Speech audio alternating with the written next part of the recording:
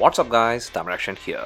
Well, two bikes which are falling into almost the same pricing and segment are the Yamaha FZ-S version 3.0 BS-6 and the Hero Xtreme 160R BS-6. And here as you can see, this is the present ex-showroom pricing of both these bikes, and here even though there is only one variant for the FZ-S, well, you can get the FC version 3.0 which have some minor changes, and that's why I did add its pricing too. And with the Xtreme 160R, well, there are two variants. So given the fact that the pricing is very much close, that factor is almost like not a very distinguishing one in this comparison, and hence all the other stuff are the things that is surely gonna matter. And in that the most important thing is the core factor, which is the engine spec and how it performs in road. So for that, firstly, this is the engine spec sheet of both these bikes, and here as you can see, the FZ-S version 3.0 BS-6 has a 149cc air-cooled fuel injection BS-6 standard engine, while the Xtreme 160R BS-6 gets a slightly better capacity engine, which is a 163cc air-cooled programmed fuel injection BS-6 standard one. And here because of this slightly higher engine capacity in the Xtreme 160R, where it does generate better max power than the FZ-S version 3.0 BS-6, but then with the max torque, there isn't a major difference. And here these figures looks nice in paper with advantage surely going to the Xtreme 160R, but then in road it's a totally interesting thing. The initial power generation and speed gain is better with the Xtreme 160R BS-6, and that can be felt in a speed range from 0 to 60 km/h, but then after that, well, both the bikes does stay neck on neck. The FZ-S this time has a better acceleration chart which is laid out evenly throughout the bike's capacity, and that's the thing I like in the FZ-S version 3.0 BS-6 version. And also the FZ-S does feel to be slightly more refined while riding in the speed range from 0 to 85 km/h, and only after this speed range the engine began to show slight stress, but still you can cross the 100+ mark with the FZ-S version 3.0 BS-6. And here with the Xtreme 160R BS-6, well, the initial advantage thing is great, and also the engine in the Xtreme 160R BS-6 does stay stress-free for a speed range up to 80 km/h, but that said, about that speed mark, the bike was showing signs of slow speed gain, and here even though this is a higher capacity engine which can cross the 100+ mark, well, the best ride quality was in a range from 0 to 80 km/h.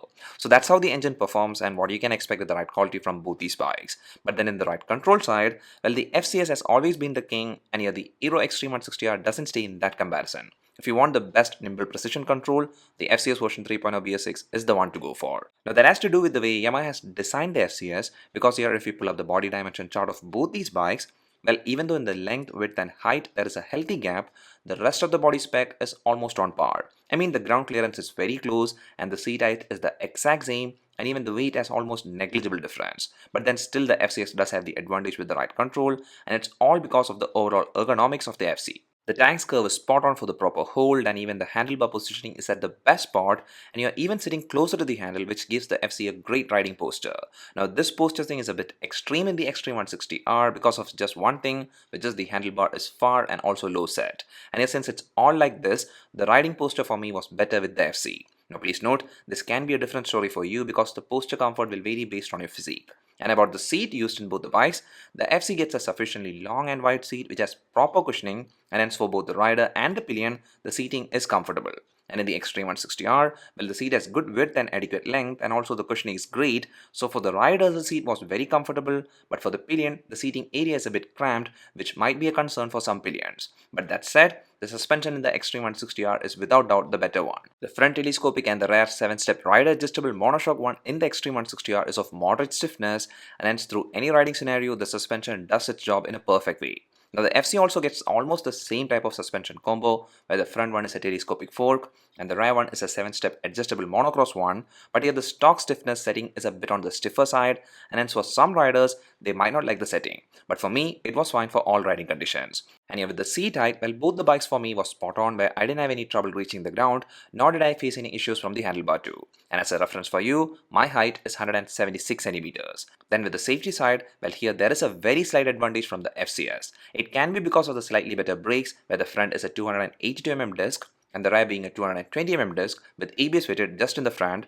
And also the tire dimensions are good, where the front tire is 100mm thick and it's a tubeless tire, and the rear one is a 140mm thick tire and it's also a tubeless one. And here all this does help to bring the bike to a complete stop even while doing a panic braking in the 80+ speed range, and also taking tight corners at adequate speed was easy too. Now here even in the Xtreme 160R, all this does stay the same, and the upper hand that I mentioned is very slight. Well, that's because the brake and tire spec in the Xtreme 160R is also pretty good for this segment. Now the Xtreme 160R does have two variants in which the front brake will be 276mm pedal disc with ABS fitted in the front, and the rear brake can be a 220mm pedal disc or a 130mm drum.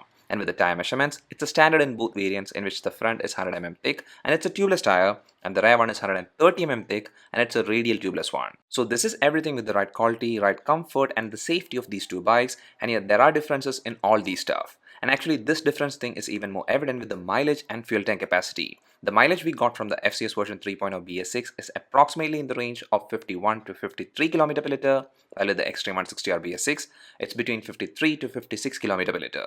So it's a higher number in the Xtreme 160R with mileage, but then in the tank capacity, the FCS version 3.0 BS-6 has a 13-liter tank compared to the 12-liter tank in the Xtreme 160R BS-6. But here with the mileage, please do note, the mileage we got will not be the mileage that you're getting, because mileage totally depends on two things, which is riding conditions and riding pattern. So from all the things we checked so far, the Xtreme 160R has the advantage in the initial speed gain, mileage, and also it does offer better suspension combo, while the FCS version 3.0 BS-6 does stay more refined in a bit more wider speed range, and it's the easy to control bike which has a great riding posture with slight advantage in the safety department, and it also does have better seating comfort too. So here from these stuff, your preference should totally depend on your priorities. But that said, there is a major thing left, which to be frank is a totally individual preference thing, but it's very important too, and that's the design.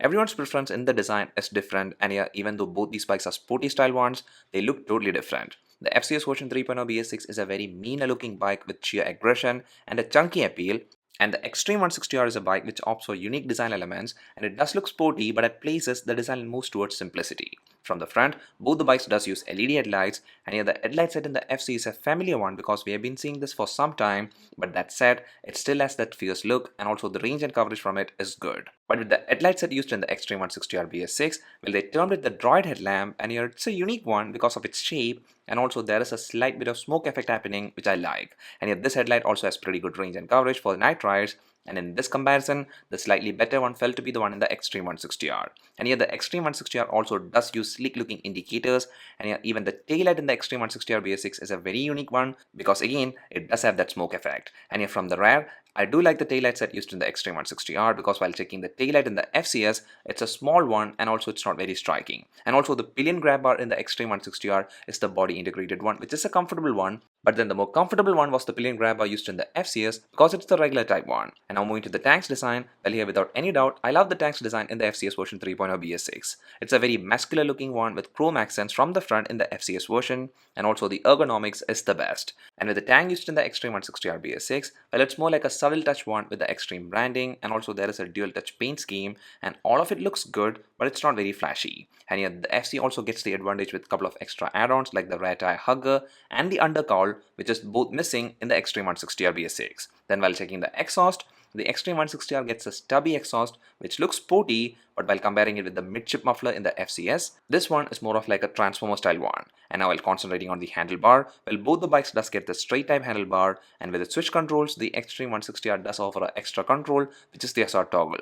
And for the rest of the controls, it's the standard in both the bikes, where both does get the dim bright toggle, pass light control, indicator switch, horn, engine kill switch, and also the self start switch. Then with the speedo consoles provided, well here both the bikes have a similarity because here both do get a negative LCD type meter which shows almost the same type of info too. And here both the bikes meter have good readability during a bright sunny day, but then for the advantage thing, the one in the Xtreme 160R has the upper hand in the readability. And lastly for the build quality, well both the bikes does use fiber parts which are of fine quality, and here from what I've seen, they do feel like they will last well if you are careful. And it does apply to both the bike's fiber parts, and hence there isn't any advantage or a winner thing with the build quality. So I guess this is it for the comparison. After finally checking the design, which again I repeat is a personal choice thing, and telling all the other factors, the decision you're gonna make must be easy. And I would love to know which is your preferred bike from these two. Please leave that in the comment section below, and also if you like this video, a like will be great and a sub to the channel will be awesome. See you again in the next one. Till then, bye, and always ride safe.